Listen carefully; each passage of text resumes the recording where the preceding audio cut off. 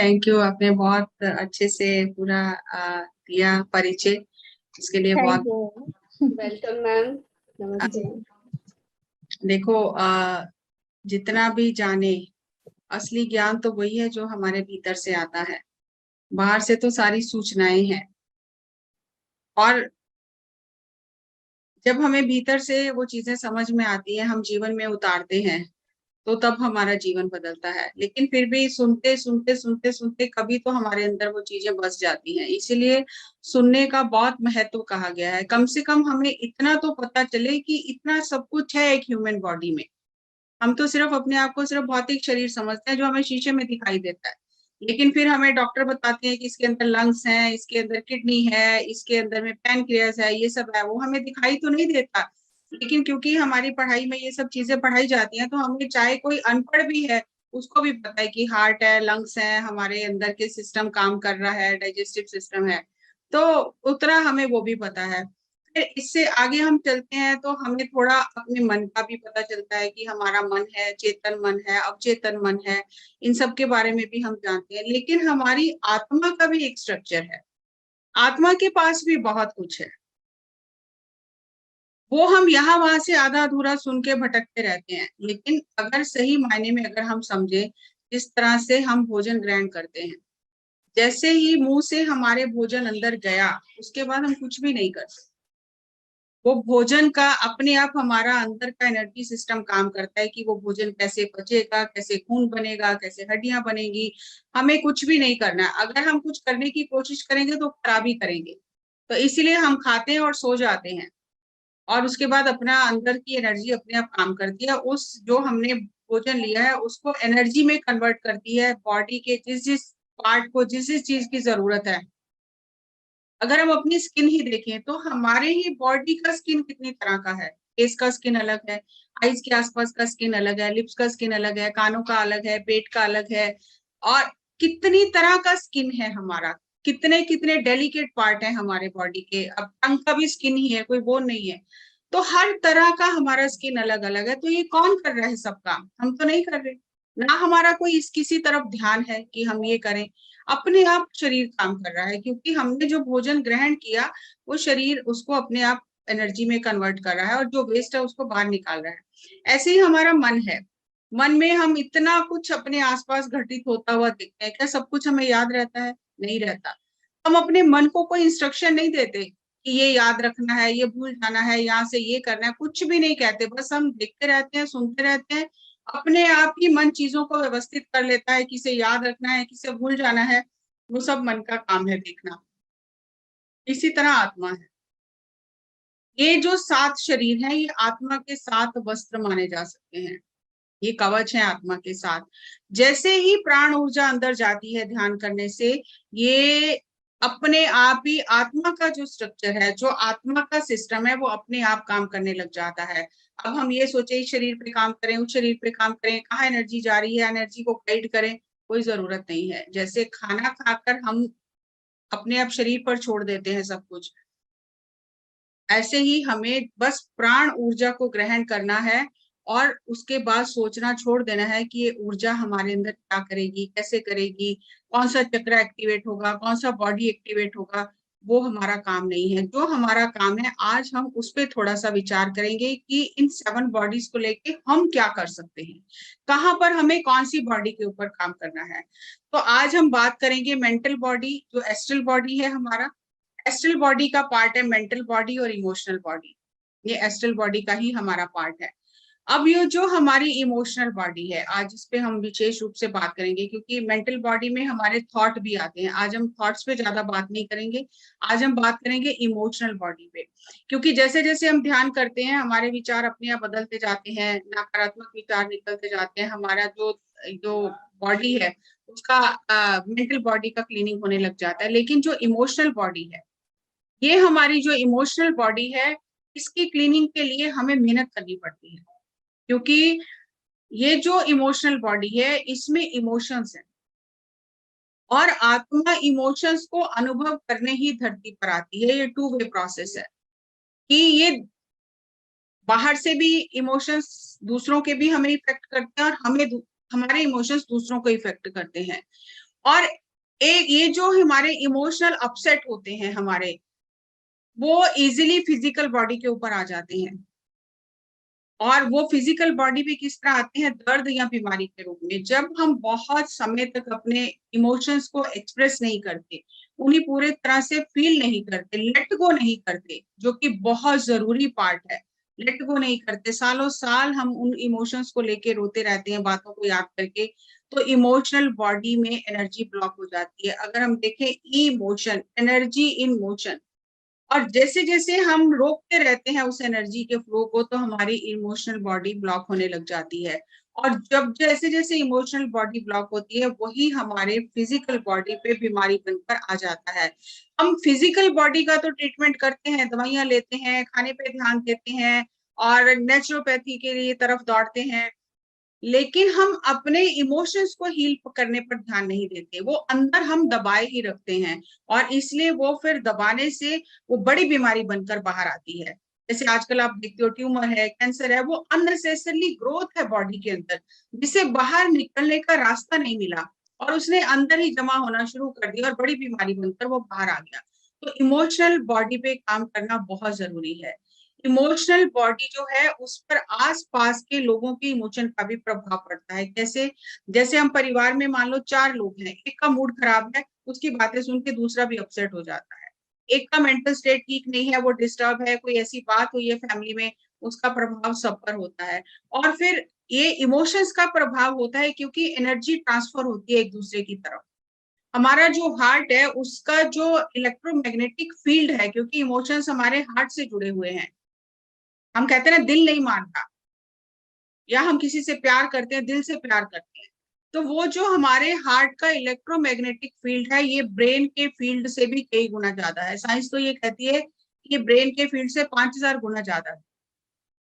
तो ये जो इलेक्ट्रोमैग्नेटिक फील्ड है हमारा, ये बहुत दूर तक प्रभाव डालता है दूसरों पर। और अगर हम कुछ सोच रहे हैं किसी के बारे में, अच्छा या बुरा, चाहे हम घर बैठकर सोच रहे हैं, वो थॉट भी दूसरे की तरफ एनर्जी फॉर्म में ट्रेवल करते हैं।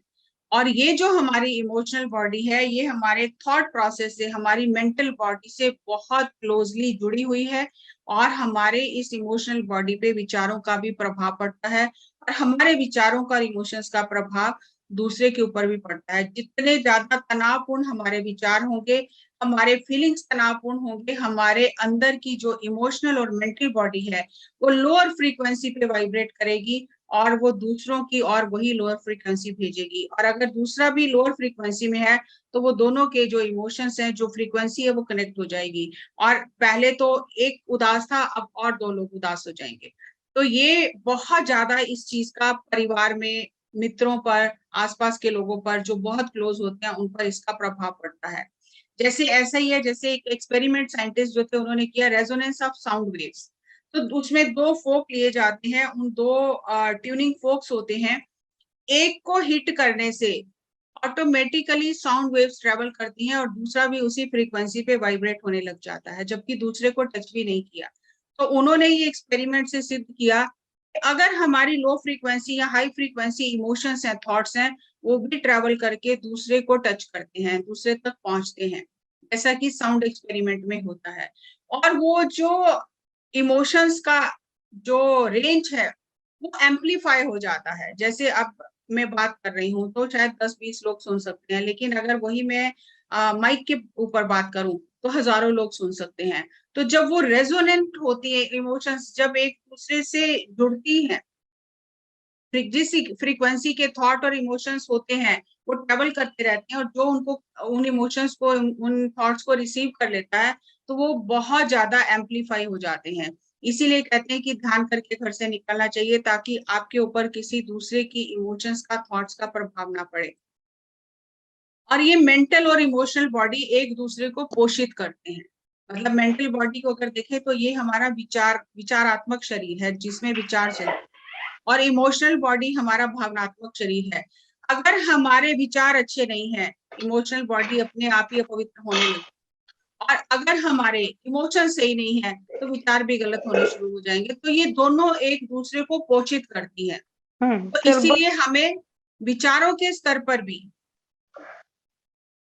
इसीलिए हमें विचारों के स्तर पर भी अपने विचारों को सही रखना है, इमोशनल स्तर पर भी हमें अपने इमोशंस को ठीक रखना है, क्योंकि हमारे ही अंदर ये संघर्ष चलता रहता है और हमारी ये दोनों बॉडीज जो है वो एक दूसरे को पोषित करती हैं।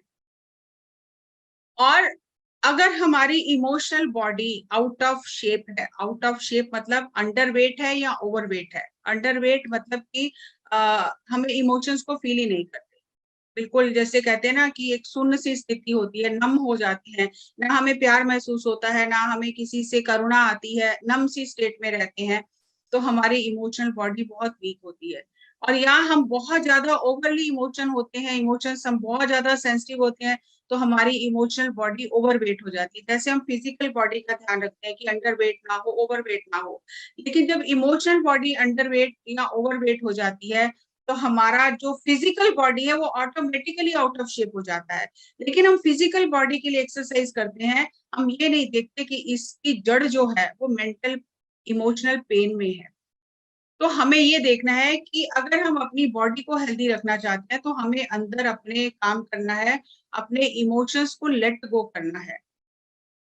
और ये जो emotional body out of shape होती है, इसका दोनों तरह से प्रभाव पड़ता है कि कई बार फिजिकल बॉडी बहुत वीक होती है और इमोशनल बॉडी ओवरवेट होती है, और कई बार फिजिकल बॉडी बहुत ही ओवरवेट होती है और इमोशनल बॉडी बहुत ही सुकड़ी हुई, श्रिंक हुई होती है, और कई बार ये दोनों एक दूसरे के आकार के हिसाब से ही होती हैं। तो कुछ भी हमारे अंदर चलता है उसका प्रभाव हमारे ऊपर फिजिकल बॉडी पर आता ही है। जैसे मान लो कि मेरे पैर में चोट लगी है और मैं अपने सिर पर पट्टियां बांधूं तो कुछ भी नहीं होगा, पैर का जख्म और गहरा होता जाएगा। तो अगर जहां पर दर्द है, इलाज उसी जगह का करना है। अगर पेन हमारे इमोशनल बॉडी में है, दुख हमारी इमोशनल बॉडी में है, दर्द हमारे इमोशनल बॉडी में है, तो हमें इमोशनल बॉडी का इलाज करना है, ना कि फिजिकल बॉडी का। क्योंकि फिजिकल बॉडी में तो खाली प्रभाव दिखाई देगा, लेकिन उसकी जड़ इमोशनल बॉडी में, मेंटल बॉडी में है। आजकल साइंटिस्ट एक बहुत अलग से टर्म इस्तेमाल करते हैं, एनर्जी। हम एनर्जी बोलते हैं, एनर्जी, एनर्जी होता है एनर्जी और इंफॉर्मेशन, सूचना। हमारी ये जो अंदर का शरीर है, सूक्ष्म शरीर है, जिसका ये पार्ट है इमोशनल बॉडी और मेंटल बॉडी, ये सूचना पर काम करता है। जैसी हम सूचना बाहर के वातावरण से या बुक से या दूसरों से ग्रहण करते हैं, उसी हिसाब से हमारे अंदर की एनर्जी काम करती है। अगर हम अच्छे भले अच्छे स्थिति में है, हमारी ऊर्जा बिल्कुल सही है, लेकिन कोई आकर हमें अपनी दुख भरी कहानी सुनाता है तो हम भी उसमें बह जाते हैं, क्योंकि अब हमें वो सूचना मिली, नई नई बातें उसने बताई कि मेरे साथ ये हुआ वो हुआ। अब उस इंफॉर्मेशन पे हमारे एनर्जी सिस्टम ने काम किया और हम भी लो फ्रीक्वेंसी में चले गए। और ऐसे ही जब हम सज्जन सांगत्य करते हैं, हाई फ्रीक्वेंसी की बातें सुनते हैं, वो जो सूचना हमें मिलती है उससे हमारी इमोशनल बॉडी भी हाई फ्रीक्वेंसी में चली जाती है। अब हमें ये खुद देखना है कि हम हाई फ्रीक्वेंसी इमोशन में रहना चाहते हैं कि लो फ्रीक्वेंसी इमोशन में रहना चाहते हैं। तो अगर हम हाई फ्रीक्वेंसी इमोशन में रहना चाहते हैं तो हमें लो फ्रीक्वेंसी इमोशन की सूचनाएं भी नहीं लेनी है, और अगर हम हाई फ्रीक्वेंसी में रहना चाहते हैं तो हमें सज्जन सांगत्य करना है, आत्मज्ञानियों की संगत करनी है। हमें ऐसी पुस्तकें पढ़नी है जिससे हमारी जो सूचना हम तक आ रही है वो सही आए, तब उस सूचना पर हमारी इनर एनर्जी जो है वो काम करेगी। तो जैसे यहाँ पर एक चार्ट दिया हुआ है, हम ये धरती पर अल्फा से ओमेगा तक हमारी यात्रा है, जीरो से हम स्टार्ट करते हैं और हमें हाईएस्ट एनलाइटनमेंट तक जाना है। अगर हम लो फ्रीक्वेंसी इमोशन में रहते हैं, जैसा कि आप चार्ट देख रहे हो, शेम है, गिल्ट है, पैथी है, फियर है, एंगर है, डिजायर है, प्राइड है, ये सारे लो फ्रीक्वेंसी इमोशन है। अगर हमारे अंदर हमेशा ऐसे ही थॉट रहते हैं, गुस्सा, पश्चाताप, दुख, डर, अहंकार, ईर्ष्या, द्वेष, क्रूरता, अगर ऐसे इमोशन रहते हैं तो हम कितना भी चाहे ऊपर उठना, हमारी इमोशनल बॉडी भी लो फ्रीक्वेंसी में रहेगी। अगर हम हाई फ्रीक्वेंसी में रहना चाहते हैं, परमात्मा की तरफ, आत्मा की तरफ चलना चाहते हैं, तो हमें अपने इमोशंस को समझकर चेंज करना होगा, हर किसी को स्वीकार करना। प्रेम करना, करुणा करना, दया करना, शांति में रहना, जीव जंतुओं पर दया करना। जितना हम हाई फ्रीक्वेंसी इमोशन में रहेंगे, हमारा हृदय और हमारा अंदर का एनर्जी सिस्टम उतना विशाल विस्तृत होता जाएगा। जितना लो फ्रीक्वेंसी इमोशन में रहेंगे, उतना हमारे इमोशनल बॉडी सिकुड़ता जाएगा और फिर उसका असर हमारी हेल्थ पे पड़ेगा ही पड़ेगा, कोई नहीं बचा सकता। जैसे अगर इसको एक एग्जाम्पल से समझाऊं कि इंफॉर्मेशन कैसे काम करती है। मान लो कि आपको कोई चीज बहुत पसंद है और आप उसे बहुत खाते हैं। ओट्स की बात करें, एक एग्जाम्पल है। लेकिन डॉक्टर आपको कह दे, कोई डाइटिशियन आपको कह दे कि ये तो सेहत के लिए बहुत हानिकारक है, आप ऐड देख के ये मत खाओ, आज से ही इसको बंद कर दो, नहीं तो आने वाले समय में आपको इससे बहुत तकलीफ होगी, ये आपके लीवर को या अंदर जो है वो डैमेज करेगी। अब आपको बहुत पसंद है, लेकिन आपको ये जो नई सूचना मिली, तो आपकी बॉडी ने उस पर काम करना शुरू कर दिया। अभी तक आपको पता नहीं चल रहा था, लेकिन अब जब आप खाओगे तो आपको लगेगा कि हाँ, मुझे अनकंफर्ट लग रहा है। कैसे पता चला? क्योंकि वो सूचना आपको मिली। ऐसे ही अगर आपको कोई कहे कि ये चीज खाने से सेहत बिल्कुल ठीक रहती है, जैसे आजकल कहते हैं कि एलोवेरा अगर आप जूस लेते हो या ऐसा वेजिटेबल जूस लेते हो, जैसे grass, wheat grass, green grass का लेते हो, तो उससे बॉडी बहुत हेल्दी रहती है और बहुत ज्यादा प्लेटलेट्स बनते हैं और आपकी बॉडी में जो हीमोग्लोबिन ठीक रहता है। अब आपको ये इन्फॉर्मेशन मिली और आपने उसको अप्लाई किया और आपकी बॉडी, जो एनर्जी बॉडी थी, उसने वर्क करना शुरू कर दिया। तो अगर हमें इंफॉर्मेशन सही हम ले रहे हैं तो हमारा एनर्जी सही काम करेगा। अगर हमारे पास इंफॉर्मेशन गलत आ रही है तो हमारा एनर्जी बॉडी उसी इंफॉर्मेशन पे काम करेगा। इसीलिए जो संत होते हैं उन्हें किसी चीज का प्रभाव नहीं पड़ता। जैसे आप सुनते हो कि मीरा ने जहर पी लिया, तो जहर का गुण क्या है? विष का गुण क्या है? मृत्यु देना। लेकिन कोई असर नहीं हुआ क्योंकि उनको वो इंफॉर्मेशन ही नहीं है। वो हर चीज को एक एनर्जी के रूप में देख रहे हैं, चेतना के रूप में देख रहे हैं, और जब वो चेतना से कनेक्ट हो पा रहे हैं तो वो उनको कोई नुकसान नहीं पहुंचा सकती। क्योंकि हम हर चीज से डरते हैं और डर के कारण हमें उस चीज से नुकसान ना हो, लेकिन अपने थॉट से जरूर नुकसान हो जाएगा। तो वो जो इंफॉर्मेशन हम यहाँ वहां से इकट्ठी कर लेते हैं, उसी से हमारा शरीर खराब होता है। हमें सही इंफॉर्मेशन अपने को देनी है, ताकि जैसे अगर कहें तो लोग कहते हैं 40 के बाद तो दवाइयां लेनी ही पड़ती हैं, बुढ़ापा तो आ ही गया है, अब बुढ़ापे में तो ये सब चीजें होती हैं। अब हमने ये इन्फॉर्मेशन ले ली और हमें वो समझ में अपने आप पता चलेगा, हाँ बीपी शुगर ये सब दर्द होना, ये सब एजिंग हो रहा है हमारे साथ में, क्योंकि हम 40 क्रॉस कर चुके हैं। लेकिन योगिक साइंस ये कहती है कि अगर आप ध्यान करते हो तो एजिंग प्रोसेस भी रुक जाता है। और जब हमें ये पता चला, हमने ध्यान करना शुरू किया, हमने देखा हमारा एजिंग प्रोसेस बहुत स्लो हो गया। कैसे पता चला, कैसे हुआ? क्योंकि वो इंफॉर्मेशन सही मिली हमें। तो ये इंफॉर्मेशन और एनर्जी का एक कनेक्शन है। सही इंफॉर्मेशन होने से एनर्जी सही काम करती है। हमें फिजिकल बॉडी से पहले इमोशनल बॉडी को हील करना है, क्योंकि अगर गलत इंफॉर्मेशन ले रहे हैं तो वो एनर्जी को ब्लॉक करेगी। एनर्जी को ब्लॉक करेगी, जब एनर्जी फ्लो नहीं करेगी तो क्या होगा? जैसे शरीर पर एक कट लगता है और खून निकलता है, हमें डिस्कम्फर्ट होता है, हमें दर्द होता है। अगर हम उस कट का इलाज नहीं करते तो धीरे धीरे वो जख्म बन जाता है और वो फूलना शुरू हो जाता है। और फिर धीरे धीरे उसका जब हम इलाज करते हैं वो पूरा पक जाता है, फिर उसको जब इलाज करते हैं तो उसके ऊपर पपड़ी बनती है और वो जख्म भर जाता है, और जब पपड़ी भी उतर जाती है तो जख्म ठीक हो जाता है। ठीक इसी तरह इमोशनल बॉडी का भी हीलिंग है।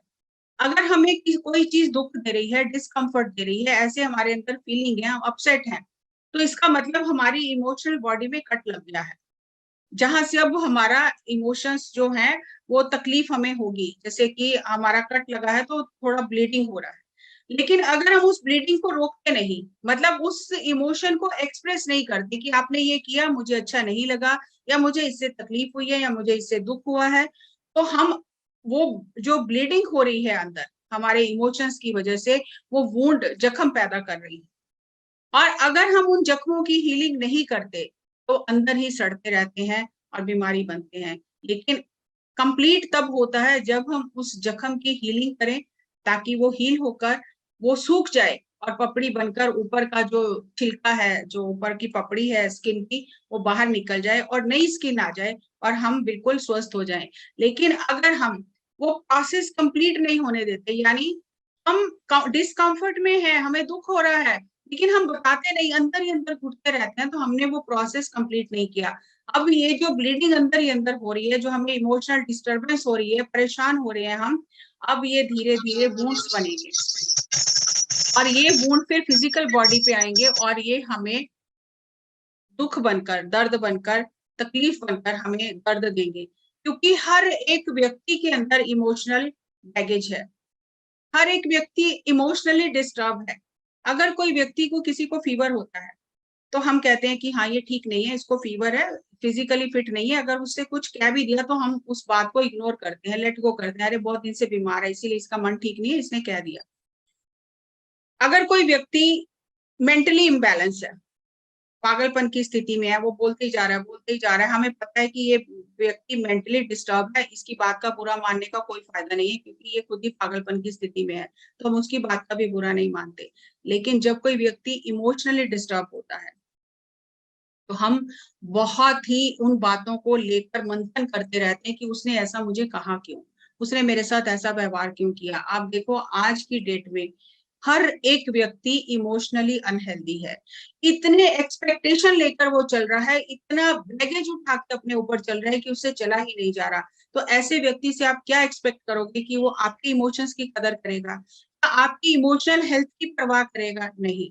आपको स्वयं अपनी इमोशनल हेल्थ की परवाह करनी है, क्योंकि ये आपकी जिम्मेदारी है। आप दूसरों से ये अपेक्षा नहीं कर सकते कि आपकी इमोशनल हेल्थ के लिए वो जिम्मेदार है, उन्हें ध्यान रखना चाहिए। और जितना ज्यादा आप इमोशनल बैगेज कैरी कर रहे हो, उतना ज्यादा आपको उसका भुगतान करना ही पड़ेगा। जैसे हम फ्लाइट में जाते हैं तो 15 केजी उसमें लिखा रहता है टिकट में कि 15 केजी वेट आप लेके जा सकते हो, लेकिन अगर आपने 25 किलो वेट ले लिया तो 15 केजी तो आप लेके जा सकते हो, लेकिन 10 केजी का आपको पैसा देना पड़ेगा, तब वो जा सकता है, नहीं तो नहीं जा सकता। अगर आप जरूरत से ज्यादा अपने इमोशनल बॉडी में वेट रख रहे हो, इमोशंस को पकड़ कर बैठे हो, लेट गो नहीं कर रहे हो, तो इट हैज अ कॉस्ट। वो कॉस्ट क्या है?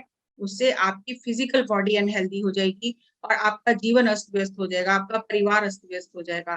तो हमें इमोशनल बॉडी को लाइट रखना है, हमें इमोशनल बॉडी में कचरा नहीं भरते रहना है। और जितने भी इमोशनल बॉडी हमें सिग्नल देती है कि मुझे तकलीफ है, मुझे दर्द है, हमें समझ आता है कि इस व्यक्ति ने हमें ये कहा, मुझे इमोशनली बहुत पेन हो रहा है, और ये जो पेन अगर मैं लेट गो नहीं करूंगी, इस व्यक्ति से बात नहीं करूंगी, ये बात नहीं बताऊंगी कि मुझे ये तकलीफ हुई है इस बात से, तो वो जो सिग्नल्स हैं, वो जो इमोशनल इम्बैलेंस हुआ है, वो सिग्नल, वो हम सेल के स्ट्रक्चर पर, अणुओं के लेवल पर, वो फिजिकल बॉडी के अंदर ही अंदर बीमारी बनाएंगे। और हर दिन ये अंतर जो वेट है मेंटल फिजिकल बॉडी का, वो बढ़ता जाएगा। तो हमें उसके लिए क्या करना है? हमेशा फॉरगिव, फॉरगेट और फिक्स। ये ठीक है हुआ, क्योंकि वो इमोशनली बीमार है। वो व्यक्ति जैसे फिजिकली बीमार है, हम उसकी बात का बुरा नहीं मानते, मेंटली बीमार है, हम उसकी बात का भी बुरा नहीं मानते, ये तो पागल है। तो ऐसे ही इमोशनली भी हर व्यक्ति अनहेल्दी है, इमोशनली बीमार है। तो जब सामने वाला आपको हर्ट कर रहा है, तो आप दो चीजें कर सकते हो। या तो आप उसको बोलो कि आपने ये बात की है, मुझे बिल्कुल पसंद नहीं आई, तो आपने उस इमोशन को रिलीज कर दिया। लेकिन अगर आप कह नहीं पा रहे, फिर आप दूसरा काम करो कि ये व्यक्ति इमोशनली अनहेल्दी है, इसको इमोशनल टेम्परेचर है, हाई टेम्परेचर है, अभी मैं इसके साथ तो कुछ नहीं कर सकती, लेकिन मैं इसको क्षमा करती हूँ, इसकी बात का बुरा नहीं मानती हूँ और इस बात को भूल जाती हूँ। और कोई भी चीज होती है, जब हम उसको भुला देते हैं, तो ऐसा नहीं है कि भूलने का मतलब ये है कि मैं आगे से कभी उस जिंदगी में उस व्यक्ति से बात नहीं करूंगी, नहीं। लेट गो किया, और फिर जब कभी फिर मिले, फिर उसी तरह प्रेम से मिले, क्योंकि वो इमोशनली बीमार है, मैं इमोशनली बीमार नहीं हूँ। तो मैं उसके लेवल पे जाके मैं क्यों बदला लेने की भावना रखूं, मैं क्यों अपने मन में गुस्सा रखूं, मैं अपना मन क्यों खराब करूं, क्यों मैं अपनी एनर्जी क्यों अस्त व्यस्त करूं? क्योंकि उससे मैं अगर अपने अंदर में कोई लो लेवल इमोशन रखती हूँ उसके प्रति, तो मेरा एनर्जी सिस्टम डिस्टर्ब होगा। तो वो जो एनर्जी सिस्टम मेरा डिस्टर्ब होगा, वो सिग्नल मेरे फिजिकल बॉडी पर आएंगे ही आएंगे। तो मुझे उसको फॉरगिव करना है, फॉरगेट करना है, और उन चीजों को फिक्स करना है। उनको लेकर साथ जिंदगी भर ढोकर नहीं चलना कि इसने मेरे साथ ऐसा किया और अब मैं सारी जिंदगी इससे बात नहीं करूंगा। ऑलवेज, हर दिन एक नया दिन है, हर पल एक नया पल है। लेकिन अगर हम पुरानी बातों को नहीं भूलेंगे तो हम मेंटल लगेज इकट्ठा करते रहेंगे, और उसका नुकसान नहीं होगा, हमारा खुद का नुकसान होगा। हर दिन हमें अपने मेंटल बैगेज को खाली करना है, गार्बेज इकट्ठा नहीं करना अपनी इमोशनल बॉडी में। रिलीज करो उस चीज को या एक्सप्रेस करो, दो ही रास्ते हैं, uncovering, releasing and flushing out. पहले तो देखो कि किस बात से दर्द हुआ है, फिर उसे रिलीज करो। दबाओ नहीं उसे कि अरे नहीं नहीं कोई बात नहीं, मुझे तो फर्क नहीं पड़ा, लेकिन अंदर से आपको बहुत तकलीफ हो रही है, ऊपर से आप अच्छा बनने के लिए कह रहे हो नहीं नहीं मुझे तो फर्क नहीं पड़ा। अनकवर, वो जो घाव छुपा कर रखे हैं ना उसको उखाड़ो, उसको खोलो, खोल कर देखो कि कहाँ से ये दर्द आ रहा है, फिर उसे रिलीज करो और फ्लश आउट कर दो, मतलब लेट गो कर दो, छोड़ दो कि ठीक है वो बंदा इमोशनली अनहेल्दी है, मुझे उसके साथ में उसकी फ्रीक्वेंसी पर नहीं जाना, अपनी फ्रीक्वेंसी को लो फ्रीक्वेंसी से मुझे हाई फ्रीक्वेंसी में शिफ्ट करना है। जैसे मान लो कि कोई एक व्यक्ति 10वीं मंजिल पर चढ़कर किसी को गालियां निकाल रहा है, भला बुरा कह रहा है, और एक व्यक्ति ग्राउंड फ्लोर पर खड़ा है, तो वो ग्राउंड फ्लोर से अगर चिल्लाता है, वो भी बराबर गालियां निकालता है, तो दोनों का एनर्जी ड्रेन होगा। लेकिन अगर वो व्यक्ति ऊपर जाता है, ग्राउंड फ्लोर से 10th फ्लोर पे जाकर उससे मुकाबला करता है, तो उसके लेवल पे उसको जाना पड़ेगा। नहीं, हमें लो फ्रीक्वेंसी में जो व्यक्ति है, जो इमोशनली सिक है, इमोशनली अनहेल्दी है, उसके लेवल पर नहीं जाना, हमें अपने लेवल को हाई रखना है। इसीलिए अध्यात्म में फॉरगिवनेस का इतना इंपॉर्टेंस है।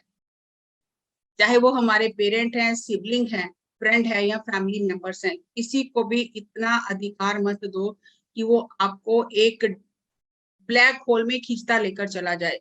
कैसे कि मैग्नेटिक क्वालिटी है इमोशंस की, और हम फिर जैसे भावनाओं में होते हैं, जैसे फ्रीक्वेंसी में होते हैं, हम वैसा ही अट्रैक्ट करना लग जाते हैं। आप देखो जब हम बहुत नेगेटिव होते हैं तो नेगेटिव लोग ही हमारे आसपास आते हैं, और जब हम मिराकलस सोचते हैं तो वैसे लोग हमारे आसपास आते हैं, हम खुद उन चीजों को अट्रैक्ट करते हैं, फिर उसके ऊपर हम बनाते रहते हैं, कहानियां बनाते रहते हैं, और पूरा उसको मैसअप कर लेते हैं चीजों को, क्योंकि हमारा जो फील्ड है वही एनर्जी फील्ड ही सही नहीं है।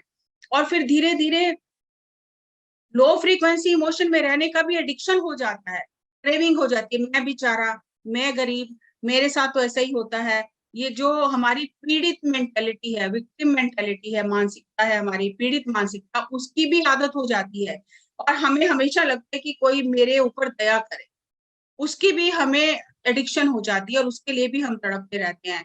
लेकिन इससे लोग हमें गलत समझते हैं, हमारे साथ गलत व्यवहार करते हैं, क्योंकि हमने अपने इमोशंस को रिलीज होने का रास्ता ही नहीं दिया। हमने अपने एनर्जी सिस्टम में खुद ही बैरियर खड़े कर दिए हैं, जिस वजह से हम कष्ट में हैं, और हम उन इमोशंस को बार बार दबा रहे हैं। पहले जब शुरू शुरू में इमोशंस हमारे ट्रिगर होते हैं तो हम उनको लेट गो करना शुरू करते हैं कि चलो छोड़ो, मुझे क्या लेना है। लेकिन धीरे धीरे हम जब उनको प्रेशर फोर्स से दबाते रहते हैं, अंदर ही अंदर भरते रहते हैं, एक के ऊपर एक चेहरा लगाते रहते हैं कि इसके साथ कैसे बात करना है, उसके साथ कैसे बात करना है, उसके सामने कैसे बिहेव करना है, हम अपने पूरे अंदर के एनर्जी सिस्टम को डिस्टर्ब कर लेते हैं, और उसी का परिणाम cancer, arthritis, heart disease, tumour, ulcer, सब बीमारियां सप्रेस्ड इमोशन का परिणाम है। क्योंकि पहले रिप्रेस करते हैं हम, फिर और ज्यादा ताकत से उसे सप्रेस करते हैं, और फिर हम डिप्रेशन में चले जाते हैं। रिप्रेस, सप्रेस, डिप्रेस, फिर हम उतना ही नीचे गर्त में गिरते चले जाते हैं, और फिर हम उसकी एडिक्शन हो जाती है कि हम उसमें और डूबते ही चले जाते हैं।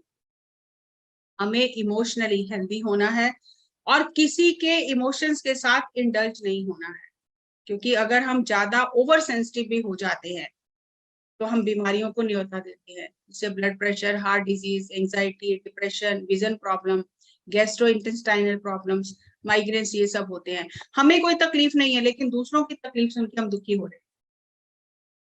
तो हमें ना तो इमोशनल फूल बनना है, और ना ही हमें इमोशनली नम बनना है।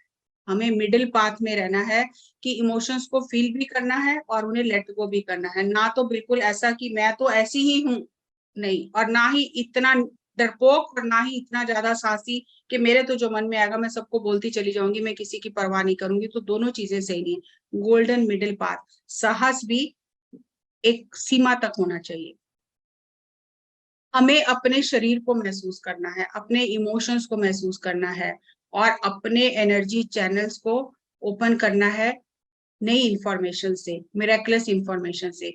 हमारे ही कोई कंधों पर इतना बोझ नहीं है कि पूरी दुनिया को हमने चलाना है, दुनिया को चलाने वाला बैठा है। कम से कम हम अपने कंधों पर उतना अनावश्यक बोझ ना उठाएं इमोशंस का, जिससे हमारी हेल्थ खराब हो। और हमारा जो इमोशंस है ये आत्मा के लिए भोजन है। अगर इमोशंस नहीं है तो हम पत्थर हो गए, तो फिर हम धरती पर क्या करने हैं, कुछ भी अनुभव नहीं कर पाएंगे। पत्थर कुछ भी अनुभव नहीं करता, लेकिन आत्मा इन अनुभवों को लेने आई, ह्यूमन अनुभवों को लेने आई है। और ह्यूमन अनुभव इमोशंस और फीलिंग से ही है। ये आत्मा का भोजन है, खुराक है। आत्मा इन अनुभवों को लेने ही धरती पर आती है। और सबसे हाईएस्ट इमोशन है love. Love is a healing energy. जब भी किसी के साथ हमारी कुछ मिसअंडरस्टैंडिंग हो या कुछ हो, तो उस समय उसके बारे में नकारात्मक इमोशंस अपने अंदर हम पैदा करें, तो हम अपना ही नुकसान करेंगे। जैसे बुद्ध ने भी कहा है कि अगर आप किसी के ऊपर कोयला फेंकना चाहते हो जलता हुआ, तो पहले कोयला आपको अपने हाथ में लेना पड़ेगा। अगर आप किसी के ऊपर एसिड फेंकना चाहते हो, तो एसिड आपको पहले अपने हाथ में लेना पड़ेगा। अगर हम नेगेटिव इमोशंस को अपने अंदर रखेंगे, अपनी इमोशनल बॉडी को अनहेल्दी अगर हम करेंगे, उसका हर्जाना हमें स्वयं ही भोगना पड़ेगा। हमें हमेशा देखना है कि इस समय मैं कौन से इमोशन में घूम रही हूँ। फियर में हूँ, ग्रीफ में हूँ, एंगर में हूँ, प्राइड में हूँ, या मैं लव में हूँ, जॉय में हूँ, पीस में हूँ। जितना ज्यादा हम हाई फ्रीक्वेंसी में रहेंगे, उतना हमारा जीवन संतुलित होगा, उतना प्रसन्नचित होंगे और बीमारियों से दूर होंगे। जितना ज्यादा लो इमोशंस में होंगे, किसी का कोई नुकसान नहीं होगा। हमारा इमोशनल बॉडी अनहेल्दी होने से हमारा शरीर अनहेल्दी होगा।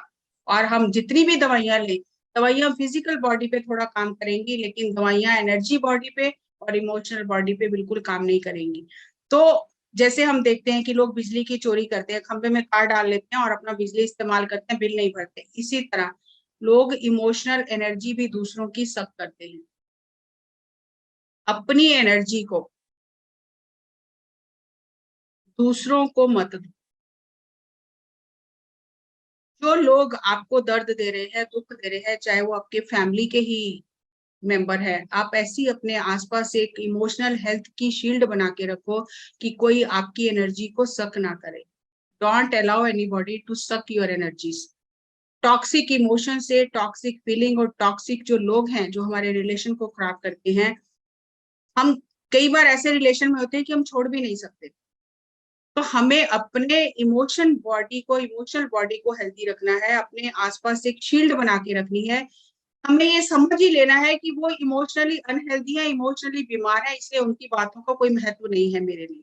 मैं उनकी बातों को मन पे लेके दुखी ना हूं, क्योंकि जितना मैं ज्यादा दुखी हो जाऊंगी उन बातों को सुनकर, उतना वो मेरी इमोशनल एनर्जी को लेकर अपने आप को और उनको मैं स्ट्रॉन्ग करती जाऊंगी और अपने आप को वीक करती जाऊंगी।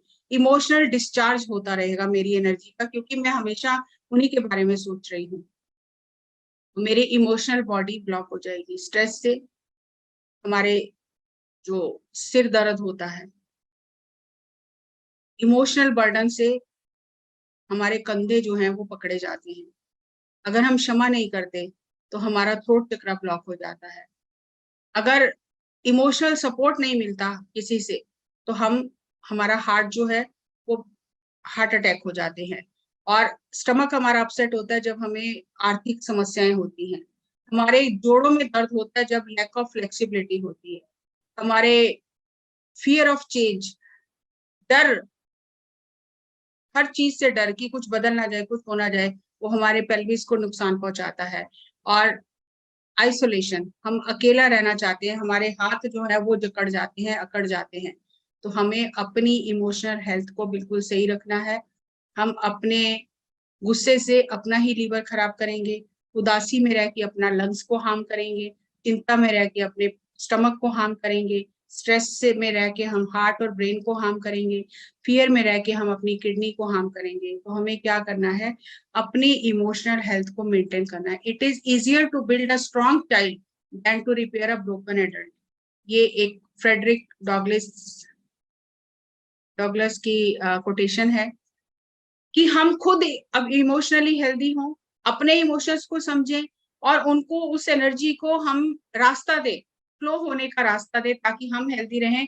और बच्चों को बचपन से इस बात की शिक्षा दें कि वो अपने इमोशंस को फील करके उन्हें लेट गो करें, क्योंकि एक बच्चे को स्ट्रांग बनाना बहुत आसान है, और जब वो प्रौढ़ हो जाता है उस समय उसको ठीक करना, रास्ता देना बहुत मुश्किल हो जाता है। जैसे एक छोटा सा पौधा है, आप उसे जिधर चाहे उधर उस बेल को मोड़ सकते हैं, लेकिन जब वो पेड़ बन गया तब आप उसको कोई दिशा नहीं दे सकते। इसलिए बचपन से ही इमोशनल हेल्थ सब्जेक्ट होना चाहिए स्कूल्स में बच्चों के लिए, कि इमोशंस को कैसे महसूस करना है और कैसे लेट गो करना है। तो जो भी मुझे समझ में आया मैंने आपके साथ शेयर किया इमोशनल हेल्थ को लेके, कि हमें इमोशंस को लेट गो करना है, फील करना है, सप्रेस नहीं करना है, क्योंकि सप्रेशन से ही एनर्जी ब्लॉक होती है और फिर हम अपने ही पैरों पर कुल्हाड़ी मार लेते हैं। हम कभी भी ये दूसरों से आशा नहीं कर सकते कि वो मुझे खुश रखे। हम दूसरों पर अपनी खुशियों के लिए निर्भर नहीं रह सकते। हम जब अपनी इमोशनल हेल्थ को बहुत हाई रखेंगे, तो अपनी फ्रीक्वेंसी को हाई रखेंगे, तो हमेशा हम इस स्थिति में रहेंगे कि मैं दूसरे की क्या मदद कर सकती हूँ, मैं क्या इनके लिए अच्छा कर सकती हूँ, क्योंकि मैं तो हेल्दी हूँ और ये लोग बीमार हैं, तो इनके लिए मैं क्या अच्छा कर सकती हूँ। मैं इनको लव वाइब्रेशन भेजूं, कंपैशन में रहूं, ताकि ये लोग भी सुखी हों, ये लोग भी अपने इमोशंस को समझकर अपनी लाइफ को अच्छी तरह से जिए। ये मैंने जो भी पत्री सर के सानिध्य में सीखा, तो हमें अपने विचारों पर और अपने इमोशंस पर काम करना है। जब हम अपने विचारों और इमोशंस पर काम करेंगे, तो बाकी बॉडीज तो अपने आप ही हेल्दी हो जाएंगी, एनर्जेटिक हो जाएंगी, क्योंकि ब्लॉक का है, ब्लॉक इसी बॉडी में है। और इस बॉडी में जितने ज्यादा ब्लॉक होंगे, जितने ज्यादा इम्प्रिंट्स होंगे, जितने ज्यादा नेगेटिविटी होगी इस बॉडी में, लो फ्रीक्वेंसी इमोशंस होंगी, उसके ही इम्प्रिंट हमारे आगे वाले कारण शरीर पर पड़ेंगे, और कारण शरीर में जो बीज चले जाएंगे वो जन्मों जन्मों के चक्कर में हमें डालेंगे। तो हमें जो भी काम करना है, अपनी प्राण ऊर्जा को बढ़ाकर अपने इमोशनल और जो हमारी वैचारिक शरीर है, मेंटल बॉडी है, उसे हेल्दी रखना है। बस हम यहीं पर काम कर सकते हैं। ऊपर की बॉडीज अपने आप एनर्जी काम करेगी, लेकिन यहाँ पर हम कॉन्शियसली काम कर सकते हैं, तभी हम उस होलिस्टिक हेल्थ को अचीव कर सकते हैं। Thank you, thank you.